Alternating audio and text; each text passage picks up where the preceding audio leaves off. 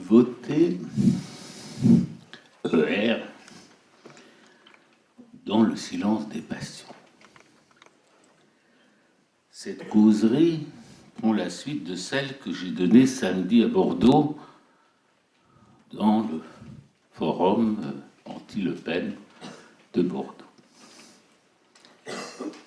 À Bordeaux, j'ai commencé par dire « Vous habitez la plus belle contrée du pays ». À Strasbourg, je ne peux pas le répéter. Je dirais, de façon vérace,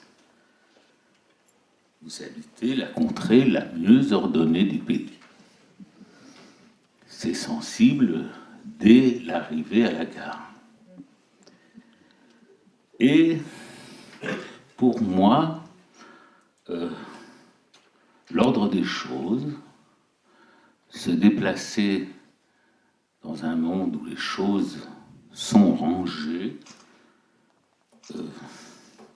c'est le repos de l'âme, si je puis dire.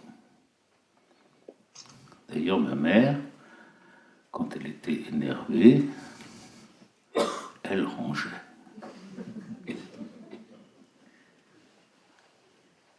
Et l'ordre des choses bien rangées est pour moi comme une allusion à l'ordre des idées, à l'ordre des concepts, à un ordre symbolique stable, ayant réponse à tout, qui est pour moi comme une image du paradis.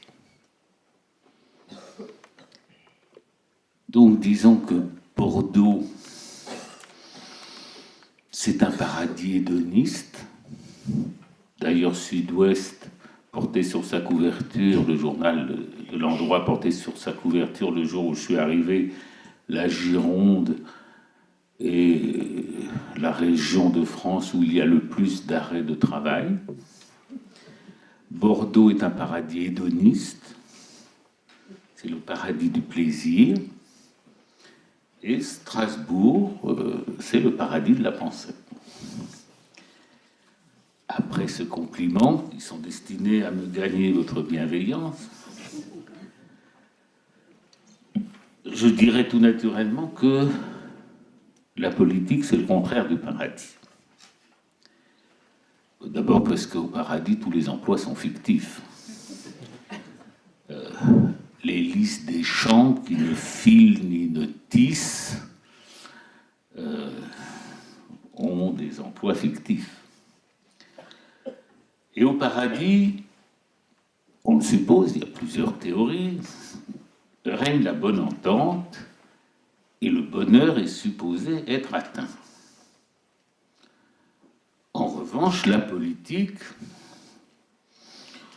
peut être définie ce soir comme une dispute entre les êtres parlants, les par-lettres, comme dit Lacan, comme abrège Lacan, une dispute entre les par-lettres sur la voie qui convient le mieux pour atteindre le bonheur. Il y a une grande affinité entre la politique et la question du bonheur, et c'est pourquoi la politique intéresse tout le monde. On se désintéresse de la politique quand elle apparaît disjointe de la question du bonheur, quand elle apparaît impuissante à la résoudre. Parce qu'en effet, la politique, c'est aussi une discussion sur la meilleure répartition de la puissance. Alors pourquoi le silence des passions ? Je dirais que c'est un souvenir de classe que j'ai, un souvenir d'avoir lu ça dans Jean-Jacques Rousseau, et que Jean-Jacques Rousseau donnait une grande importance au silence des passions. Et pour l'instant, je relis le contrat social, je relis les discours de Rousseau, je n'ai pas encore retrouvé exactement l'endroit où il parle du silence des passions. Pourquoi le silence des passions ? Parce que les passions sont bruyantes. Elles occupent et elles animent le champ de la politique. C'est ce qui fait que la politique a été volontiers censurée par les philosophes et les théologiens comme étant du champ des passions. que donc un philosophe aspirant à la sagesse n'avait rien à faire dans le champ de la politique. Ou que faire de la politique, c'était distraire le temps qui devait être consacré au sacré, précisément. Et donc, d'une certaine façon, quand nous votons aujourd'hui, que nous entrons dans l'isoloir, c'est une petite machine très simple qui est destinée à nous obtenir le silence des passions. Et d'ailleurs, le plus souvent, l'acte de vote est entouré d'une période préliminaire où on demande que tout le monde retrouve son calme. On n'a pas le droit de tenir des réunions le samedi, si je me trompe, on n'a pas le droit de diffuser des textes politiques le samedi. L'État, on organise quelque chose comme le silence des passions. On dit en anglais the cooling off period, une période pour se tempérer, se poser. Donc c'est important cette idée de silence des passions en rapport avec le vote. Le plus souvent, il faut reconnaître que les passions qu'on censure, ce sont les passions populaires. On censure les passions qui portent à l'émeute, qui portent à l'insurrection, qui portent à la destruction, en oubliant parfois que nous devons notre République à ces passions-là. Il est difficile de trancher dans l'absolu, n'est-ce pas? Je sens bien quand je lis les propos de mon ami Bernard-Henri Lévy, que pour lui, sa méfiance des passions populaires tient à ce que derrière toute émeute, il voit un pogrom. Moi, derrière toute émeute, je vois plutôt Camille Desmoulins entraînant le peuple du Palais Royal jusqu'à la place de la Bastille. Bon, qui a raison, ce n'est pas une affaire de raison, c'est une affaire de schéma imaginaire. Mais enfin, disons, pour ne pas trancher ce débat, que ceux qui savent, les cognoscenti, ont toujours voulu introduire de la rationalité dans la politique. Et que toute la question est de savoir, est-ce qu'il ne demeure pas toujours un quantum de passion qui est inéliminable de la politique, et un élément qui ne peut pas être rationalisé dans la politique. En tout cas, il y a un débat à examiner entre la raison et les passions, ces deux termes étant ici antonymes. Alors aujourd'hui, nous avons eu par exemple une nouvelle, et je vous dis des choses un peu générales, parce que j'ai été formé quand même comme professeur de philosophie, c'est pas parce que j'exerce la psychanalyse maintenant depuis longtemps que on est marqué par sa formation. Aujourd'hui, nous avons eu une nouvelle édition du conflit de la raison et des passions dans la polémique du vote utile. Vous avez suivi, peut-être. Le vote utile a été blâmé comme étant un vote par calcul. Et qu'à l'opposé du vote par calcul, on a célébré le vote non adultéré par le calcul. Le vote sauvage, en quelque sorte. Le vote tripal. Le vote spontané, pur. Le vote par conviction. Et de fait, j'ai vu s'exprimer des gens très attachés à voter selon leurs convictions. La conviction étant censée témoigner de la sincérité, de l'authenticité d'une démarche qui aurait été faussée par le calcul utilitariste. Bien. Au fond, c'était admettre que le vote par conviction, pour ces laudateurs, est un vote qui ne se préoccupe pas des conséquences pratiques, effectives, wirklich, de l'acte. Moi, j'ai toujours pensé que ce qu'on apprenait avec la psychanalyse, c'était le contraire, qu'il fallait toujours se préoccuper d'abord, non pas des intentions, mais des conséquences dans la Wirklichkeit de l'acte. Et que ça, c'était pas seulement la leçon de Hegel, c'était la leçon de Freud. Que les intentions, justement, on se trompe sur ses propres intentions. Ce qui ne trompe pas, c'est le résultat de l'intention. C'est pour ça qu'on peut parler d'acte manqué. L'acte manqué, c'est précisément l'acte qui répond à une certaine intention, mais la vérité de l'intention se révèle dans l'effectivité de ce qui a été fait. Donc, j'ai lu des personnes qui attachaient beaucoup d'importance à voter selon leur cœur, selon leur passion, selon leurs rêves, selon la confiance qu'ils mettaient dans telle ou telle personne. J'admire comment des personnes qui ne sont pas nées de la veille continuent de mettre leur confiance dans des hommes politiques, enfin, dans des personnalités. Du point de vue, qu'est-ce que peut dire un analyste? Enfin, il n'y a pas de généralité. La majorité des analystes sont sous la table actuellement.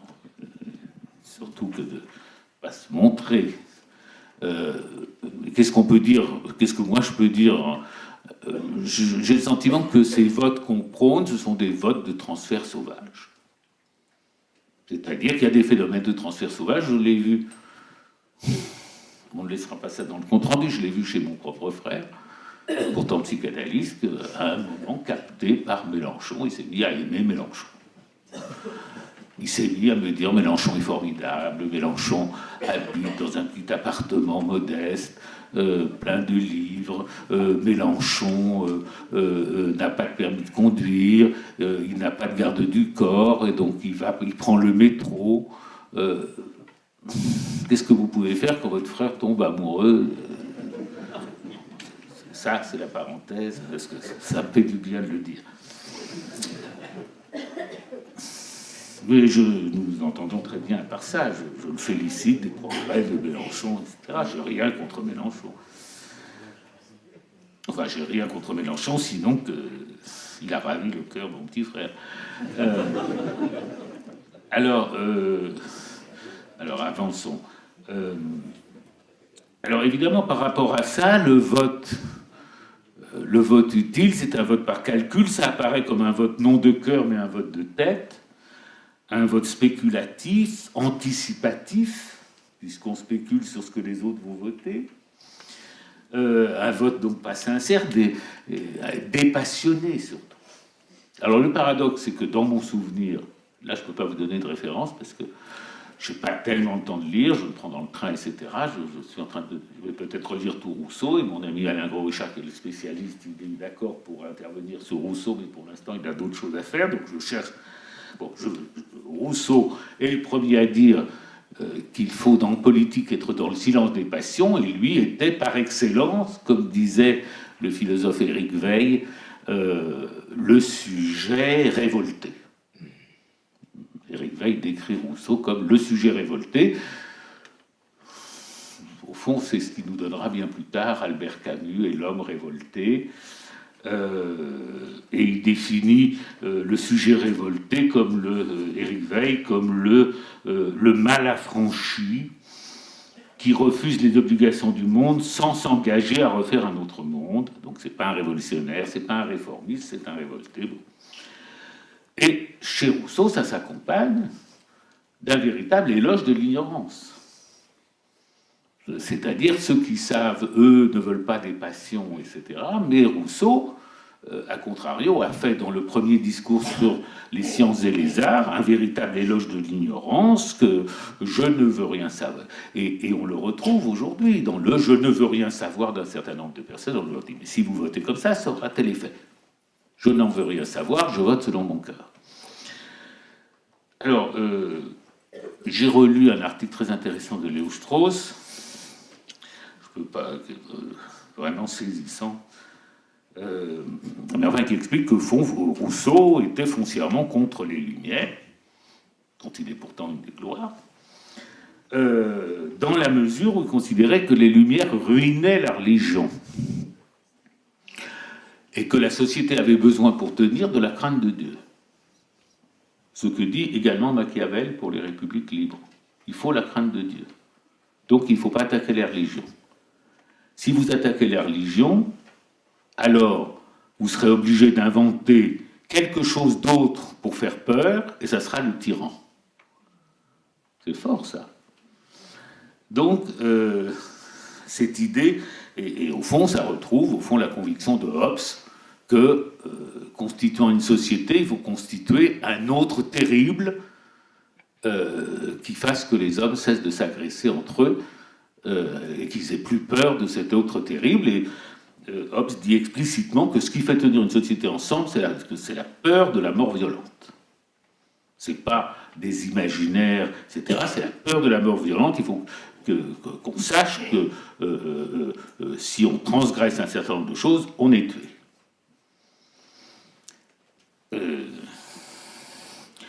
Alors Rousseau a réfléchi finalement, et je dirais, en première analyse, qu'il a radicalisé dans le contrat social ce que Montesquieu avait exposé dans l'Esprit des lois, à savoir que la crainte était le principe du despotisme et la vertu le principe de la démocratie. C'est une sorte de, je dis ça comme ça, Rousseau, c'est une sorte de Montesquieu radicalisé. Quand j'étais à Bordeaux, j'ai fait l'éloge de Montesquieu. Et au fond, Rousseau pense, le premier Rousseau en tout cas, pense carrément que la science dissout la religion et que par là même la science est immorale et qu'elle est incompatible avec la vertu démocratique. Et l'exemple qu'il prend, c'est ce qui fait que Rousseau est partisan de Sparte contre Athènes. C'est ce qui fait que, alors ça je ne m'en souvenais pas, c'est en lisant l'article de Strauss que ça m'est revenu, c'est ce qui fait qu'à un moment Rousseau félicite Omar II d'avoir brûlé de l'incendie de la bibliothèque d'Alexandrie. Ça, je veux dire, ça réjouirait Bernard-Henri Lévy qui dirait, vous voyez bien à quoi conduisent les passions populaires. Et même, on a l'habitude de dire qu'est-ce qui a fait sortir le monde de la stupide scolastique, de la stagnation scolastique. À qui devons-nous la Renaissance? C'est pas en Alsace que j'aurais à vous l'apprendre. D'habitude, on en donne le crédit à la Réforme. Grâce à Luther, enfin Luther vint, nous sortîmes de l'abêtissement scolastique. Eh bien, pour Rousseau, ça n'est pas à la Réforme qu'on doit essentiellement ça, c'est à la conquête de Constantinople par les Ottomans en 1453, c'est là qu'a commencé vraiment la destruction de la scolastique, et dit nous devons cette libération, je m'excuse, c'est dans Rousseau, aux stupides musulmans. Bon. Là, il y a vraiment à faire pour comprendre ce tour-là, ce tour d'esprit.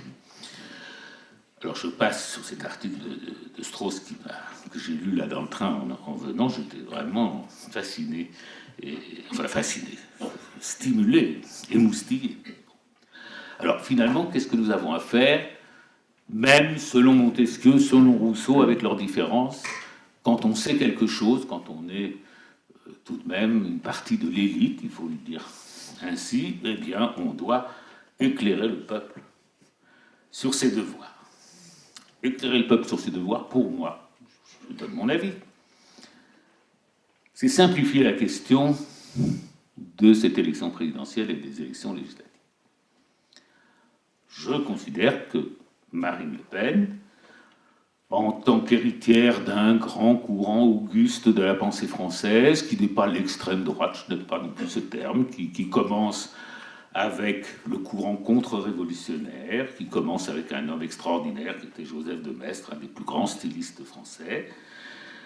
Marine Le Pen, pour moi, c'est mon postulat politique, c'est le mal absolu. Et donc, ça justifie, en face de Marine Le Pen, la constitution d'un front uni républicain.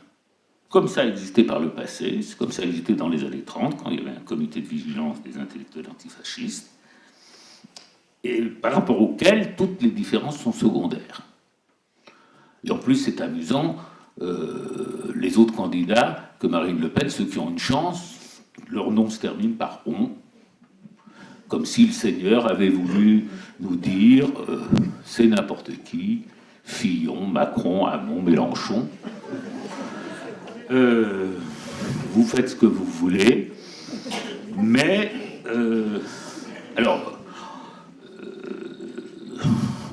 je considère que évidemment, il faut étudier les programmes, comme disait monsieur le professeur, mais je considère que il y a eu une extraordinaire opération de masquage, d'adaptation, de relooking. Il doit y avoir des mots américains pour dire ça, de making over, enfin, de changement de look et tout ça, le programme avec, tout ça en fait n'a pas d'importance si on dit c'est le mal absolu. Alors on va me dire comment un rationaliste comme vous pose un postulat sans le démontrer. D'abord, dans tout raisonnement, au départ, il y a des postulats, sans ça on ne peut pas raisonner. Mais celui-là, je peux le raisonner, parce que quel est le grand principe évangélique qui d'ailleurs avait recueilli l'hostilité de Freud et l'hostilité de Lacan encore plus. Mais enfin, pour ce soir, nous dirons que nous le soutiendrons, ce principe. Tu aimeras ton prochain comme toi-même. Au fond, c'est la base de la morale évangélique. Bien, moi, je dis qu'on peut déceler la base de la morale du Front National. Et que c'est quelque chose comme, j'ai essayé un peu à Bordeaux, mais là je crois que c'est la meilleure formule, tu haïras ton prochain s'il n'est pas ton semblable. C'est-à-dire,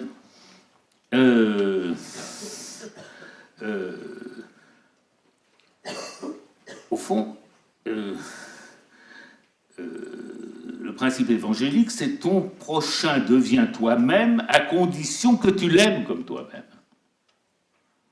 Ton prochain n'est pas naturellement ton semblable, mais il devient ton semblable à partir si tu l'aimes comme toi-même. Donc, du point de vue évangélique, l'amour est le principe de l'identité, de la sympathie avec l'autre. Tandis que du côté Le Pen, il faut que l'autre soit mon semblable pour que je l'aime.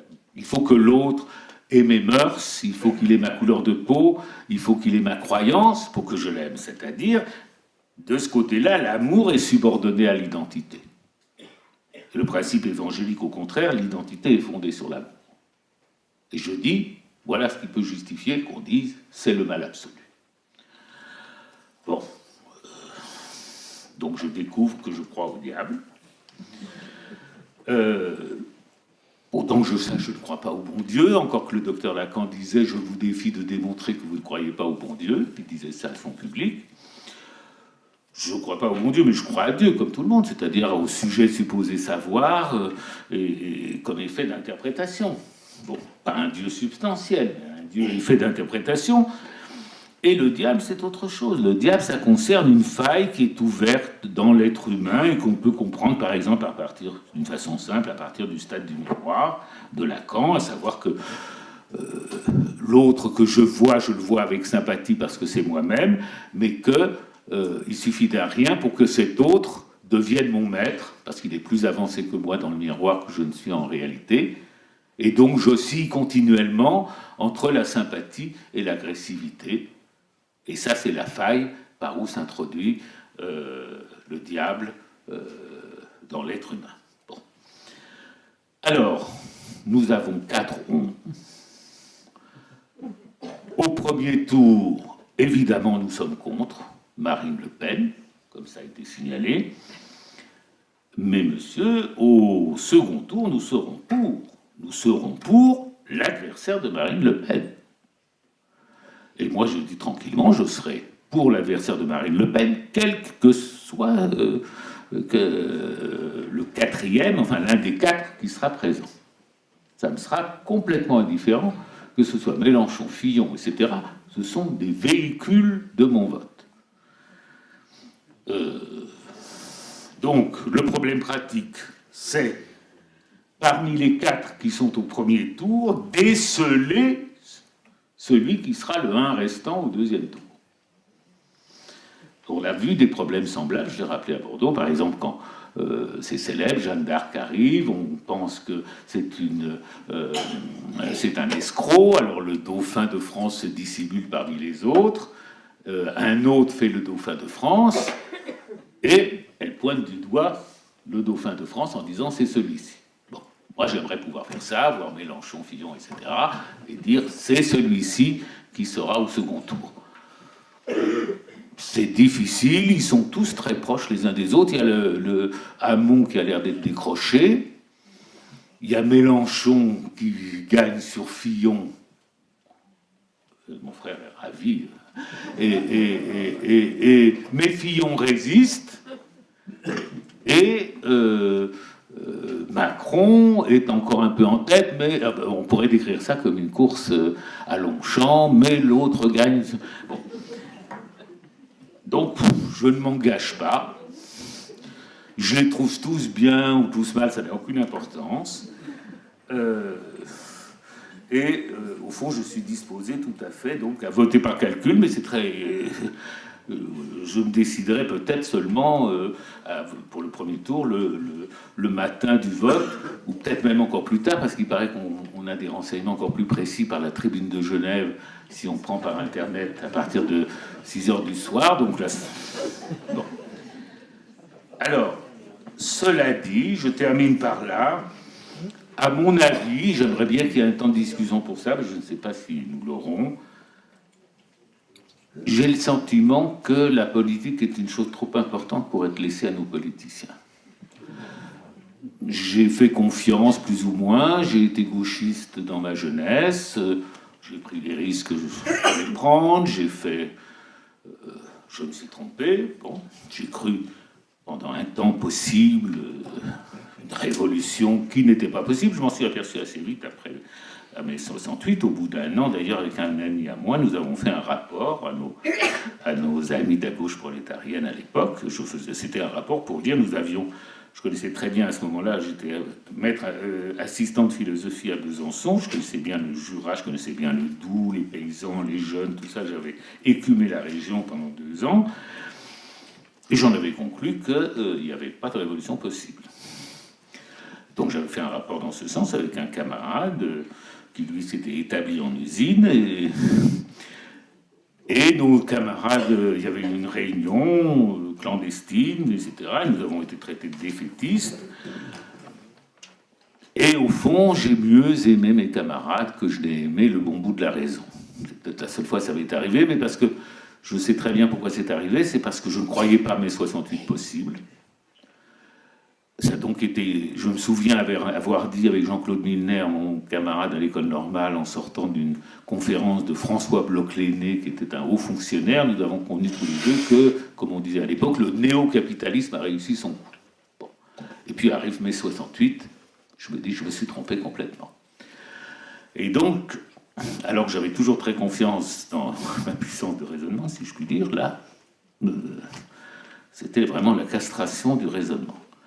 Et donc, quand mes camarades m'ont dit défaitisme, c'est pas comme ça, on va réveiller la combativité, l'attente des masses, il faut que nous donnions l'exemple. C'était juste avant que la gauche prolétarienne se lance dans des aventures pas sanglantes, mais enfin violentes.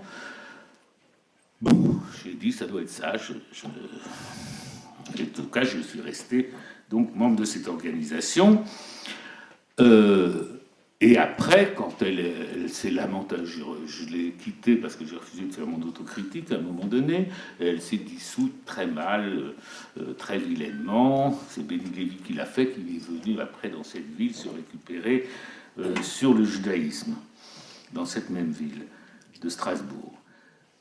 Bon, moi j'ai considéré que j'avais assez fait de conneries comme ça et que j'étais sans doute pas doué pour ce domaine et qu'il valait mieux que je me consacre à la psychanalyse. C'est ce que la putain de Venise dit à Jean-Jacques Rousseau, laisse les femmes et occupe-toi des mathématiques. Bon, enfin moi c'était pas laisse les femmes, mais c'était laisse la politique et occupe-toi de la psychanalyse.